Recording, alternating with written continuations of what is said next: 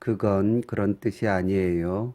그 뜻 강좌 5번째 강의를 시작하겠습니다. 제5강의 제목은 신앙은 지적인 동의가 아닌가입니다. 교회나 강단에서 굉장히 많이 유행하는 말입니다. 믿음은 지적인 동의가 아니다. 믿음은 이성과 논리로 설명되는 것이 아니다. 믿음은 이성을 뛰어넘는 것이다. 이런 이야기가 굉장히 많지요. 최근에 어떤 큰 교회 설교를 들었는데 청중들이 굉장히 뜨거운 분위기였고 목사님도 은혜가 넘치는 분위기였습니다. 아멘도 엄청나게 쏟아지고요.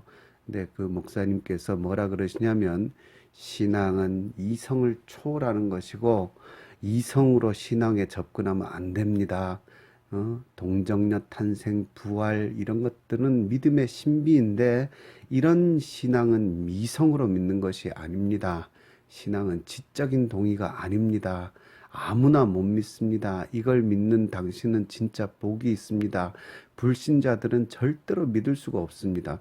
뭐 안 믿으니까 불신자인데 하여튼 불신자들은 믿을 수가 없다 그러고 하여튼 그런데 아멘이 엄청나게 쏟아져 나오고 있었습니다. 뜨겁게 아멘 아멘 하는 분위기였습니다. 근데 과연 그럴까요, 여러분?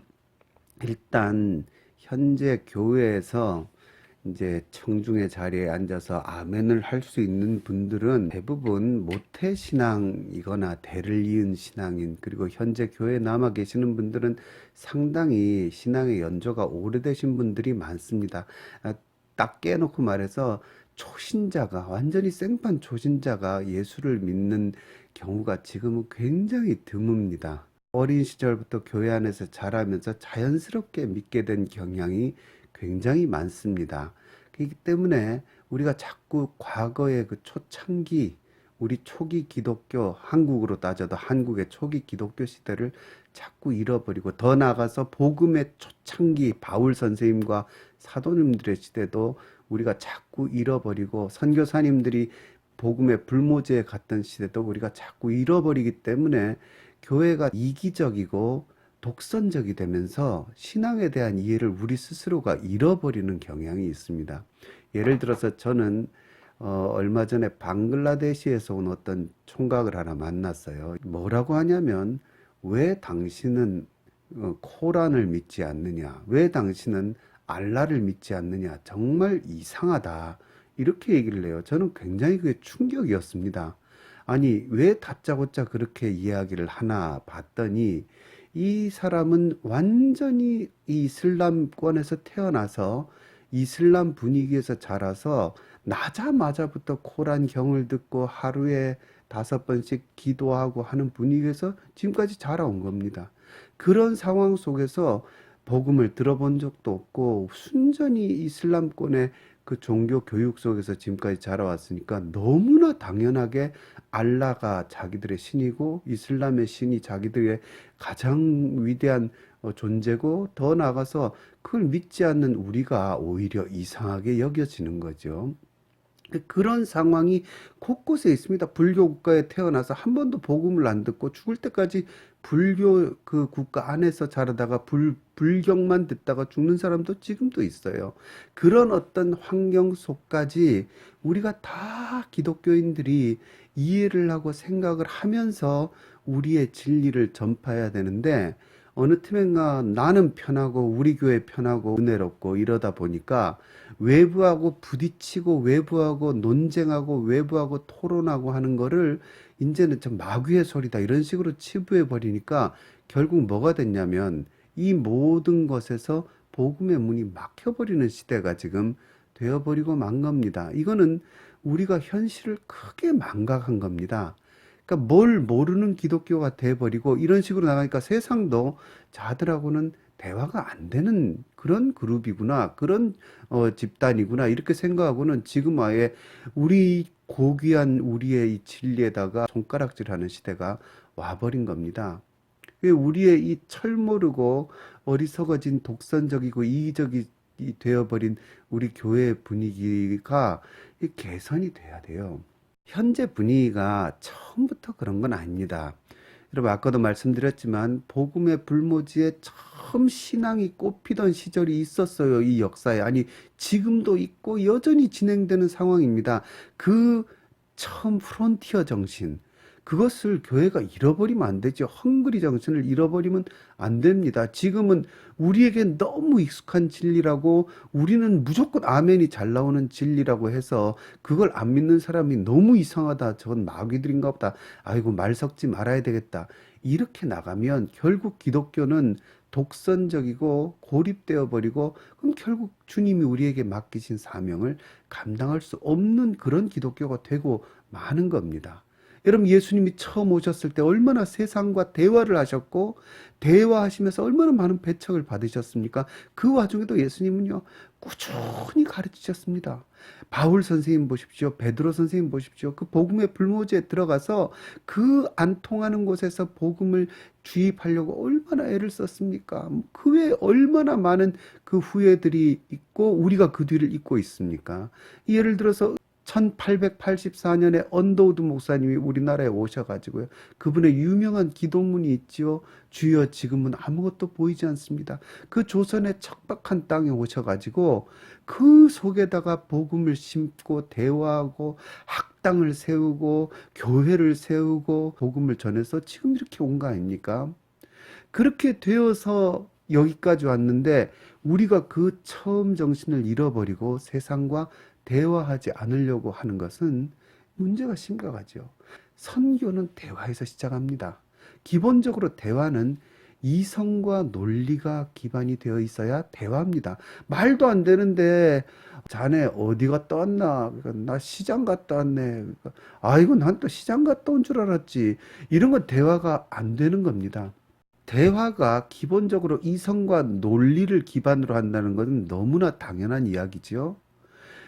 하나님부터 그러십니다. 오라 우리가 서로 변론하자, 이렇게 말씀하신 하나님이 우리에게 어떻게 구원과 본인의 뜻을 전하십니까? 성경을 통해서죠. 여러분, 성경이 뭘로 되어 있습니까? 글로 되어 있죠. 글이 뭡니까? 말과 글은 논리를 담는 도구입니다. 하나님께서 우리를 논리적인 존재로 만드셨어요. 왜? 하나님께서 논리적인 분이시기 때문에 그렇습니다. 그러니까 하나님께서 우리에게 논리로서 설명을 해주시기 위해서 성경을 우리에게 주신 거죠. 여러분, 성경의 글이 논리적으로 이어지죠. 글이 논리를 담고 진행될 때 그걸 보면서 그렇구나, 아이고 그 참 일리가 있네. 옛날에 그 마테오 리치가 쓴 천주시리를 보고 중국의 유학자들이 그랬다지 않습니까? 참 구구절절히 일리가 있다. 그리고 하나님을 믿었습니다, 그 사람들이. 그게 경교가 되었고 그게 우리나라에까지 이어졌을 거라고 보는 학설도 있죠. 여하튼 이처럼 복음의 시작은 논리적으로 설명하고 하는 겁니다. 하나님부터 우리에게 논리적인 글에다가 이걸 담아 주신 거죠. 여러분, 성경이 무슨 저기 작두 타고 펄펄 뛰어가지고 뭐 갑자기 막 영감을 받아서 휘갈겨 쓴 아무도 읽을 수 없는 영서가 아니라는 말입니다.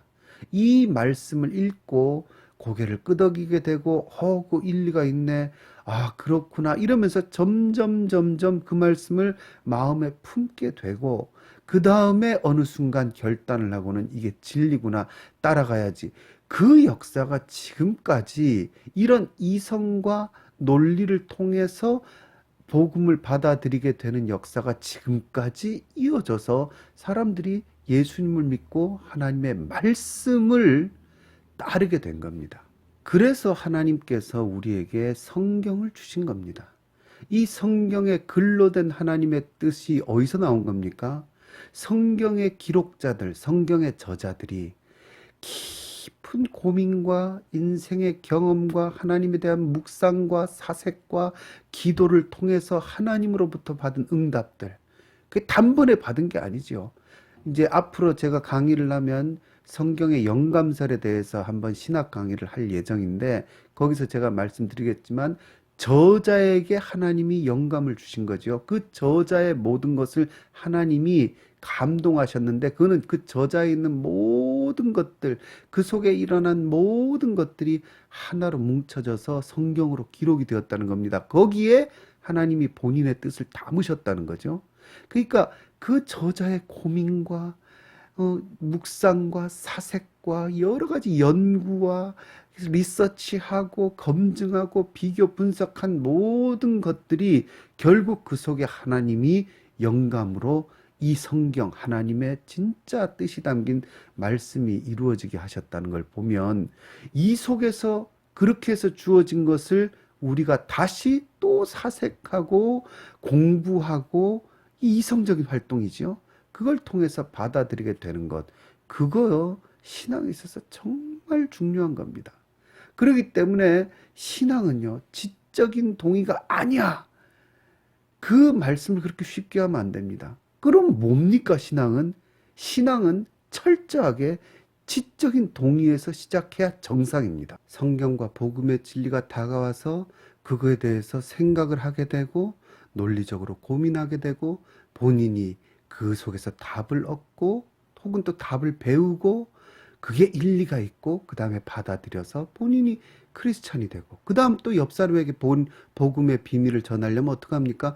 그 사람에게 또 똑같은 질문과 고민이 가고 그 속에서 그가 그 문제에 대해서 듣고 배우고 또 질문하고 그건 왜 그러냐 그러면 또 대답을 듣고 이런 식으로 해서 기독교는 끊임없이 변증을 통해서 복음이 전파되고 세상에 복음이 그 힘을 얻어간 겁니다.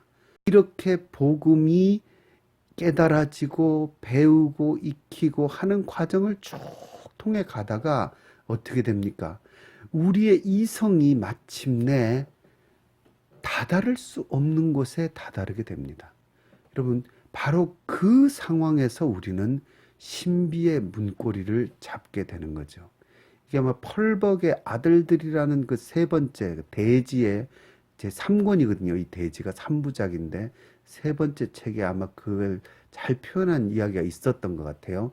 우리가 결국 이 신비를 통해서 바로 신비를 통해 하나님께 가는 게 아니라 우리가 정말 복음 안에서 하나하나 깨달아가고 깊어져 가다가 마침내 우리의 이성이 인간의 이성이 닿을 수 없는 영역까지 가서 신비한 문 앞에 서게 되는 것. 그게 기독교입니다. 그럼 그때 하나님이 그걸 열어주시고 그 속에서 하나님의 어마어마한 것을 보는 거죠. 그런데 이 과정에서 뭐가 중요하냐? 인간이 논리와 이성을 통해서 거기까지 가는 과정, 그 배움과 그 변증과 깨우침과 하는 그 과정이 굉장히 중요하다는 거죠. 이게 제가 그냥 제 스스로 드리는 말씀이 아닙니다. 그런 과정이 성경에 있었고 우리 믿음의 조상들 사도님들에게 있었다는 걸 제가 이제부터 한번 보여드리겠습니다. 예를 들어서 사도 바울의 로마서를 우리가 아주 좋아합니다. 로마서. 어떤 분들은 로마서를 교리서다 이렇게 말씀하시는데 물론 교리서는 아닙니다. 로마서는 편지입니다. 편지. 바울이 쓴 편지고 참 흥미롭게도 이게 실제적으로는요. 바울이 선교비 요청을 하는 일종의 파송 요청 편지입니다. 우리가 잘 아는 대로 로마서 15장 23절에서 24절에 나오죠. 그게 어떤 면에서 로마서가 써진 목적이죠. 이제는 이 지방에 일할 곳이 없고 또 여러 해 전부터 언제든지 서바나로 갈 때 너희에게 가기를 바라고 있었으니 서바나, 스페인에 대한 복음 전도의 열정이 바울에게 있었고 그걸 하기 전에 로마 교회에 들러가지고 이는 지나가는 길에 너희를 보고 먼저 너희와 사귐으로 얼마간 기쁨을 가진 후에 너희가 그리로 보내주기를 바람이라. 사실은요, 역사적으로 로마서가 써진 거는 바울이 이 선교 요청을 하기 위함입니다. 그런데 놀랍게도 이 선교 요청을 위해서 바울이 쓴 일종의 전략이 놀라운 거예요. 그게 뭐냐면 복음 전도를 위해서 가겠다. 이 복음이 얼마나 중요한 것인지 아냐고는 로마서에서 복음을 설명을 한 거죠. 근데 그게 왜 중요하냐면 이 예수님의 이야기, 예수님의 사건이 이렇게 다시 바울의 오랜 고민과 사색 속에서 묵상 속에서 또 경험 속에서 이렇게 해석이 되어서 우리에게 정리가 된, 그래서 심지어 어떤 사람들은 교리서라고 말할 만큼 아주 명쾌하게 정리가 되어서 우리에게 주어졌구나 하는 게 이 로마서에 기록이 되어 있고, 바울은 이걸 잘 설명해서 로마 교회 사람들에게 다시 복음에 대한 감동, 얼마나 중요한 것인가를 깨닫게 한 다음에 나를 스페인으로 그러니까 보내줘라, 이 귀한 복음 전하겠다 하는 그러한 분위기를 만들기 위해서 로마서를 기록한 거죠. 그래서 로마서 안에서 우리는 바울의 그 놀라운 복음의 그 묵상 과정, 예수님의 이야기가 어떻게 지금 현재 우리가 믿는 복음으로 정리가 되었는지를 볼 수 있습니다. 복잡하지만 간단하게 말씀드리면, 의인은 없나니 하나도 없다, 로마서 3장 10절. 그 다음에 율법의 행위로 인간이 의롭다함을 입을 수 없다, 그 얘기가 또 한참 나가죠. 그리고는 오직 의인은 믿음으로 산다, 이 이야기가 나갑니다. 그러니까 그리고는 그 다음에 그 믿음에 대해서 굉장히 중요한 말씀이 나오죠.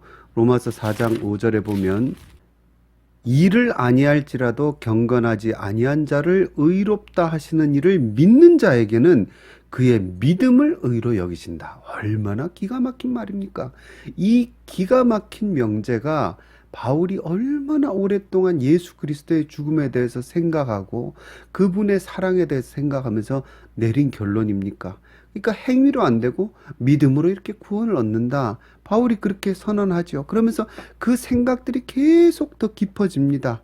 그래서 뭐라고 나오냐면 5장 1절에, 그러므로 우리가 믿음으로 의롭다 하심을 받았으니 우리 주 예수 그리스도로 말미암아 하나님과 우리는 원래 원수였는데 하나님과 화평을 누리게 되었다, 화평을 누리자, 이렇게 이제 선언이 되죠.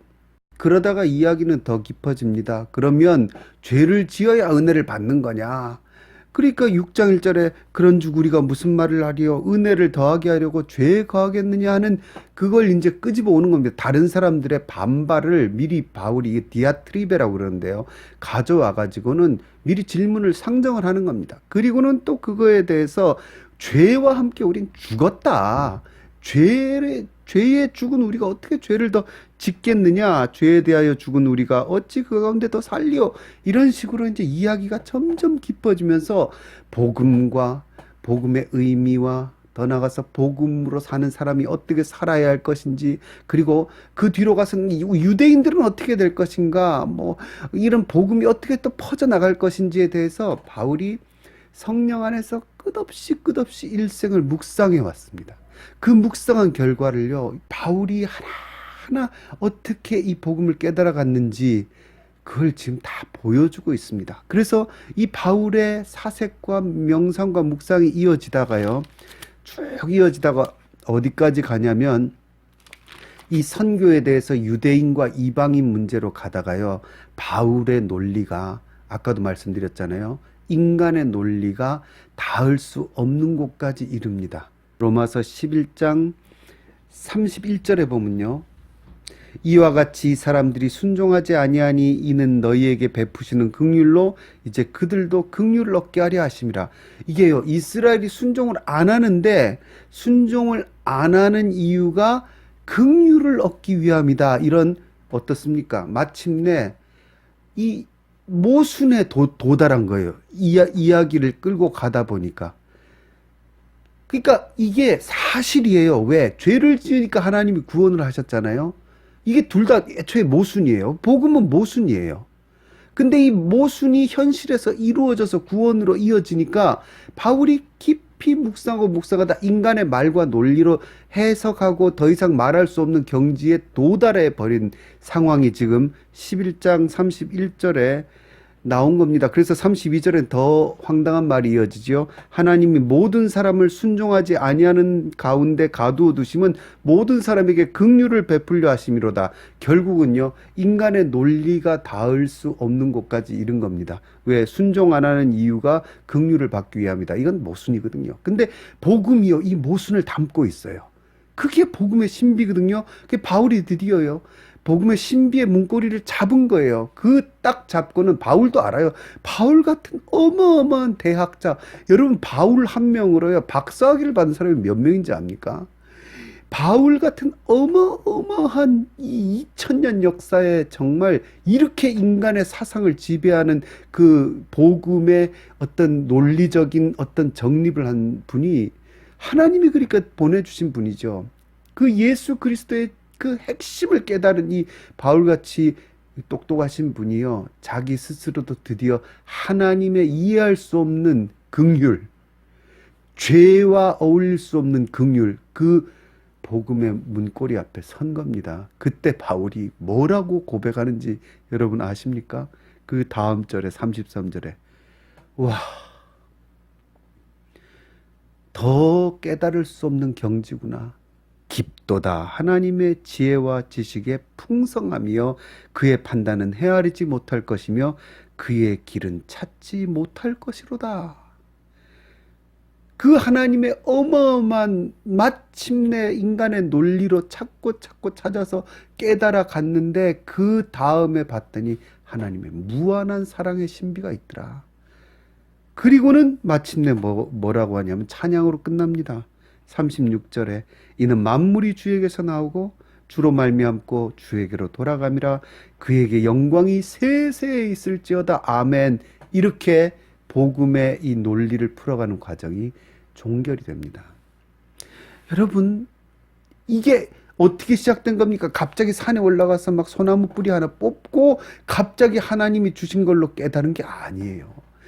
어마어마한 바리새파 중에 바리새파요, 가말리엘 학파에서 요즘식으로 하면 하버드 출신의 바울이 막 고민하고 하나님이 주신 지혜와 영감으로 하다가 예수 그리스도의 그 오신, 이 땅에 오신 사건과 복음의 비밀을 깨닫고 이 수많은 과정을 거쳐서 하나하나 확신해가는 과정을 보여주다가 마침내 하나님이 온 인류를 향한 복음의 신비에 도달한 것을 지금 로마서가 쭉 보여줍니다. 놀라운 거죠. 그러니까 이런 과정이 우리에게 주어져서 우리는 이렇게 설명을 다 해주셨으니까 얼마나 쉽고 편합니까? 그럼에도 불구하고 이 과정을 우리는 무시하고 무조건 불받아라, 무조건 뭐해라, 이런 식으로 예수를 믿으라 하면 안 된다는 거예요. 우리 또한 바울 선생님이, 이 하나님이 바울 선생님 통해서 하나하나 보여주신 이 과정을 우리가 이제 따라가면 쉬워요. 그때 바울만큼 고민스럽게 하지 않아도 되고 우리는 하나하나 깨달아가면 됩니다. 그리고는 우린 복음에 훨씬 더 그 깊고 깊은 곳에 빨리 이룰 수가 있죠. 그걸 우리가 깨닫고 우리 속에 확신하고 그 다음에 또 남에게 가르쳐주고 일깨워주고 하는 과정 속에서 이 복음이 전파되어 가야죠. 그러니까 철저하게 이것은 이성과 논리로 시작하고 지적인 동의를 이끌어내는 변증의 과정을 통해서 이루어지는 것들이지, 그 속에 이성은 소용없는 것이다, 지적인 동의가 아니다 하는 거는 과거를 잊어버리겠다는 어리석은 생각일 뿐입니다, 여러분. 여러분, 이뿐 아니죠. 뭐 앞으로 이야기할 기회가 있지만 바울의 부활 논증. 여러분, 부활을 어떻게 믿냐? 뭐 부활을 믿어지는 게 복이다. 아닙니다. 바울도 그냥 부활을 그냥 믿은 게 아닙니다. 부활에 대해서 얼마나 깊은 고민을 했는지 이 고린도전서가 보여주잖아요. 여러분, 고린도전서 15장에 보면 바울이 딱 말하잖아요. 누가 묻기를 죽은 자들이 어떻게 다시 살며 어떠한 몸으로 오느냐 하리니 어리석은 자요, 이렇게 시작하잖아요. 그러면서 밑으로 부활 논증을 씨 뿌리는 비유와 여러 가지 비유를 통해서 얘기하는데 그게 본인이 충분히 그걸 가지고 고민하고 생각하고 이러면 씨를 뿌리면 나중에 그 씨가 죽은 것 같지만 전혀 다른 형태로 오는 것, 그런 과정을 통해서 부활을 바울이 이해했다는 걸 보여줍니다. 그리고 그런 생각조차 안 하고 그냥 뭔 사람이 죽었다 살아나 라고 말하는 것, 그게 어리석은 자, 바보야, 이런 뜻입니다. 그러니까 그 과정도, 부활을 믿게 되는 과정도 쭉 바울이 깊은 사색 속에서 깨달아서 우리에게 전해주고 있는 거죠. 동정녀도 마찬가지입니다, 여러분. 누가복음의 동정녀 탄생 이야기가 나오는데요. 우리가 아는 대로 전통적으로 누가는 의사였다고 우리가 알고 있잖아요. 의사일 확률이 굉장히 높죠. 하지만 뭐 요즘 신학계에서 말하는 것처럼 의사가 아닐 수 있다. 아니어도 한 가지는 다 동의합니다. 신학자들도. 뭐냐면 누가가 굉장히 굉장히 교육을 많이 받고 똑똑한 사람이었다는 건 분명해요. 누가복음이 가장 어떤 면에서는 이제 인간의 그냥 글솜씨로 보면 잘 쓴 책이에요. 굉장히 교육을 많이 받은 사람이 쓴 책이에요. 근데 누가 선생님이요? 누가복음 시작할 때 이렇게 시작합니다. 누가복음 1장 1절에 보면 우리 중에 이루어진 사실에 대하여 뭡니까? 예수님의 사건. 처음부터 목격자와 말씀에 일꾼된 자들이 전하여 준 그대로 내력을 저술하려고 붓을 든 사람이 많은지라 많은 사람이 예수님 이야기를 전하려고 글을 썼다는 거예요. 근데 3절에 그 모든 일을 근원부터 자세히 미루어 살핀 나도 데오빌로 각하에게 차례대로 써보내는 것이 좋은 줄 알았노니 여기 굉장히 중요한 말이 나오죠. 그 모든 일을 근원부터 자세히 미루어 살폈다. 이거는요, 누가가 그 일을 목격자는 아니에요. 그러나 예수님 사건을 직접 목격하진 않았지만 그 목격자들이 남긴 자료를 싹 모은 거예요. 요즘 학위 논문 쓸 때랑 같아요. 모든 자료를 모아서 근원부터 자세히 미루어서 리서치를 했다는 거예요. 그래서 쓸만한 자료, 신빙성 있는 자료, 신빙성 없는 자료 이걸 다 구분을 했다는 거예요. 그리고는 거기서 정수를 뽑아서 예수님 사건을 지금 써서 데오빌로에게 보낸다. 지금 그 얘기를 하시는 겁니다. 얼마나 학자의 자세죠. 학자의 자세. 이렇게 시작한 누가복음이요. 딱 진행되자마자 뭘 만나냐면 동정녀 사건을 만나요. 그 여러분 의사가 아니라도 이 똑똑하신 누가가 성령으로 잉태했다는 게 얼마나 황당했겠습니까? 그 자료를 놓고 이걸 버려 말어 얼마나 고민했겠습니까? 그걸 통해서 사색하고 기도하고 깨닫게 해주세요 한 흔적이요. 누가복음에 명확하게 나옵니다. 보면요. 동정녀 탄생에 대해서 천사가 마리아에게 나타나서 뭐라 그럽니까? 보라 내가 잉태하여 아들을 낳으니 그 이름을 예수로 하라. 그 황당한 소식을 들었을 때 마리아가 뭐라 그러냐면 34절에 마리아가 천사에게 말하되 나는 남자를 알지 못하니 어찌 이 일이 있으리까? 그렇게 말을 하죠. 근데 이게요 사실은 누가가 쓴 글 아닙니까? 마리아가 하신 말씀을 그 과거의 사건을 누가가 지금 글로 기록한 건데요. 이 글 속에 누가 자신의 의문이 그대로 들어있죠. 남자를 알지 못하는데 어떻게 여자가 아기를 낳느냐. 이 고민이 마리아가 그 옛날에 고민한 그 고민이 수십 년 뒤에 누가 선생님이 성경을 쓰면서도 똑같이 고민이 시작되는 겁니다. 어떻게 이 일이 가능할까? 그리고는 그 다음 34절에서 35절까지 가는데 제가 엄청난 기간이 필요했다고 봅니다. 왜냐하면 확신을 해야 쓸 거 아니에요. 그리고는 고민하고 기도하고 이 자료를 뺄까 말까 하나님 깨닫게 해주십시오 하는 과정을 거쳐서 누가 선생님이 받은 응답이 놀랍습니다. 뭐냐면요. 35절에 천사가 대답하여 이르되 성령이 내게 임하시고 그 다음 말이 중요하죠. 지극히 높으신 이의 능력이 너를 덮으시면 된다 이거죠. 지극히 높으신 이 그리고 그분의 능력이 등장합니다. 이게 누가가 그 오랜 묵상 속에서 만난 하나님의 실체입니다. 뭐냐면요. 누가 역시 바울처럼 모순 속에서 애쓰고 힘쓰고 하다가 문고리를 잡은 거예요.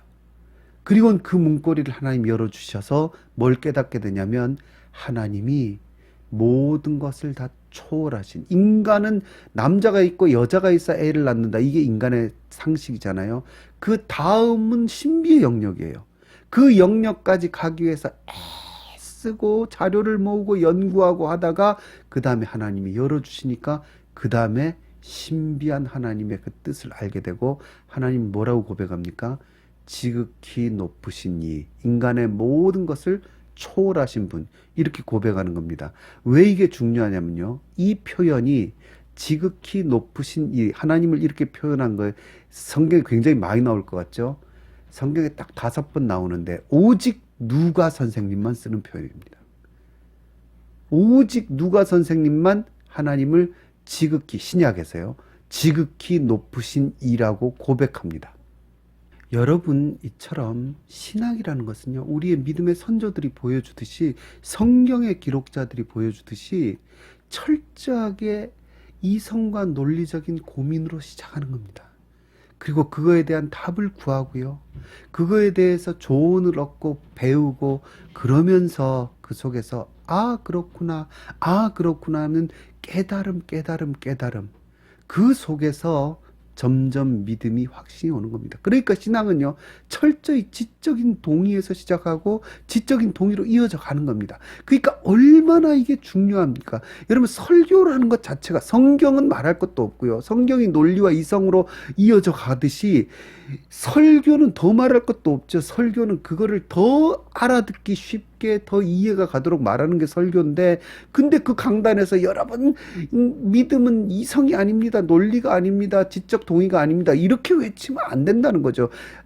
그 이성이 완전히 넉아웃이 될 만큼, 논리가 넉아웃이 될 만큼 쓰고 써서 결국 거기에서 정말 하나님의 신비의 영역까지 이끌고 가야지, 이성과 논리를 다 애초에 배제해버리고는 무조건 가서 산에 가서 소나무 뽑아라 이렇게 시작하니까 청년들이 다 교회를 떠나버리는 거죠. 이 모든 것은 예수님의 원칙에 다 어긋나는 겁니다.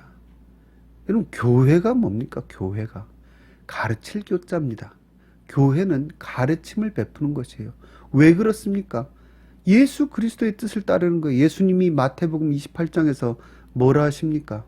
부활하신 예수님께서 승천하시기 전에 제자들에게 대사명을 주고 가시잖아요. 뭐라 그러십니까? 내가 너희에게 분부한 모든 것을 가르쳐 지키게 하라. 그래서 교회를 세운 거예요. 주님의 가르침을 다시 사람들에게 베풀어 가르쳐 지키게 하라. 가르쳐 지키려면 어떻게 해야 됩니까? 질문을 예상해야 돼요. 그 질문을 받고 답변을 하는 가운데 사람들이 깨닫는 거죠. 그러니까 그 과정을 당연히 교회는 수용해야 되는데 왜 이 시대의 교회가 자꾸 거기서 무조건 이탈하려고 하는 거냐. 그래서 여러분, 디모데후서 3장 14절에 바울은 디모데에게 너는 배우고 확신한 일에 거하라. 그러니까 이 가르쳐 지키게 하고 가르침 통해서 배움이 있고, 배우면 어떻게 됩니까? 깨달음이 있고, 그 중에 정말 확신하게 되는 것. 확신이 뭡니까? 믿음 아닙니까? 그 믿음을 통해서 삶이 하나님의 말씀을 따르고 지키는 삶으로 변화되는 것. 그게 당연히 교회가 해야 될 것이죠. 그래서 여러분, 바울 선생님은 에베소에 가서 뭐 하셨습니까? 복음을 모르는 에베소 사람들한테 가서 저 두란노 서원, 두란노 스콜레를 만들어 가지고는 거기서 복음을 가르쳤죠. 언더우드 목사님 오셔서 뭐 하셨습니까? 오셔가지고 연세대학교 만들고 교회, 세문안교회 세우고, 그래서 복음을 가르치셨죠. 그걸 통해서 복음이 이렇게 퍼져나온 거 아닙니까? 그런 전통 속에서 왜 우리는 이제 갑자기 눈과 귀를 닫고 이성적이고 논리적인 것을 마치 무시하는 게 신앙 좋은 것처럼 나가냐 이거죠. 이걸 통하지 않으면 오히려 신비에도 도달할 수 없는데 무조건 신비 하면서 나가다 보니까 기독교가 자꾸 이단 비슷하게 돼가는 겁니다. 아니, 오히려 어떤 면에서 이단이 더 성경을 또 파고드는 것도 있어요. 잘못 파고들어서 그렇지. 오히려 우리는 이 모든 것에서 엉뚱한 길로 가는 이런 불행이 있는 거죠. 그래서 제가 지금 이 바이블 스콜레를 연 겁니다. 논리와 이성은 소용없다 하고는 그냥 다른 걸로 자꾸 대체를 해 나가는데, 그러나 2000년 교회 역사는 여전히 이 말씀 선포, 설명, 말씀 공부, 그리고 거기에서 깨달음, 확신, 그리고 다시 말씀을 다른 사람에게 전하고 하는 그 과정, 그 속에서 깨닫고 이성과 논리로 그렇구나, 일리가 있다 하는 과정이 끝없이 이어져서 여기까지 온 겁니다. 이 과정, 이걸 놓치면 안 됩니다. 그래서 기독교는 지적인 동의가 아니야, 이 말을 하면 안 됩니다.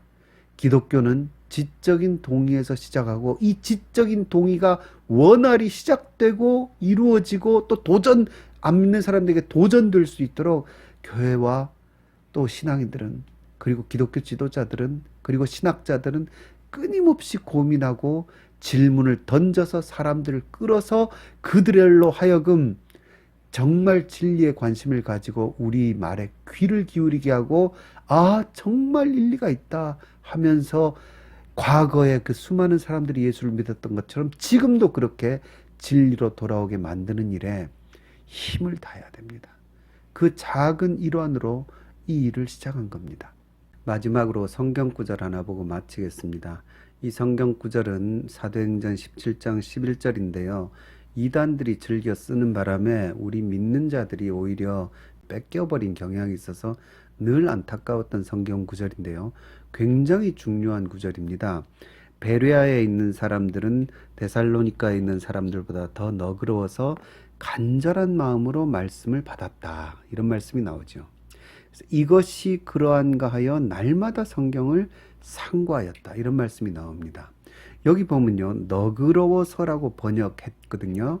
이게 개역성경, 이전 개역성경에는 신사적이어서 이렇게 번역했는데 둘 다 원뜻이 아닙니다. 의역을 한 겁니다.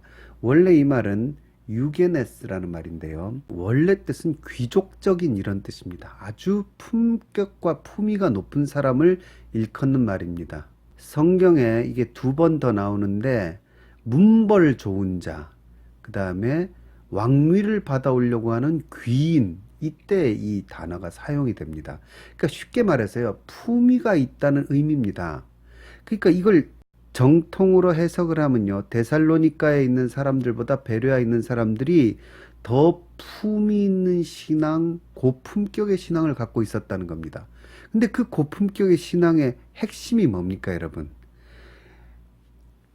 간절한 마음으로 말씀을 받고, 그 다음 아멘하고 끝났습니까? 간절히 설교를 들었어요, 바울의 설교를. 그 다음에 보십시오. 이것이 그러한가 하여 날마다 성경을 상고하였다. 성경으로요, 그걸 검증했다는 겁니다. 말씀이 진짜 그런가 하면서 그 속에서 정말로 이해하고 깨닫기 위해서 말씀을 파고 들어가서 그걸 깨달으니까 그 중에 믿는 사람이 많았다. 이렇게 나오는 겁니다. 그래서 이 과정을 뭐 이단한테 빼앗긴 정도가 아니라 전체적으로 우리가 다 빼앗겨 버렸어요. 이러한 과정이 교회 안에 있어야 교회가 세상으로부터 인정을 받습니다. 그리고 교회는 원래 이걸 하는 곳입니다. 본연의 모습으로 돌아가야죠. 이 베레아 사람들처럼 더 고품격의 신앙, 이것이 진짜 그런가? 루터가 그랬잖아요. 카톨릭의 가르침을 보고 이게 진짜 그런가 하고 성경을 보고 95개의 반박 조항을 내세우고 시작한 게 우리 개신교 아닙니까? 그 이러한 전통을 왜 우리 스스로 망각합니까? 이 바이블 스콜레가 이러한 회복 운동에 기독교의 원형을 회복하고 참된 기독교를 회복하는 데에 작은 일조가 되고 싶습니다. 베레아의 그 품격 높았던 신앙인 그 모습이 우리 한국 기독교에 회복되기를 간절히 소망합니다.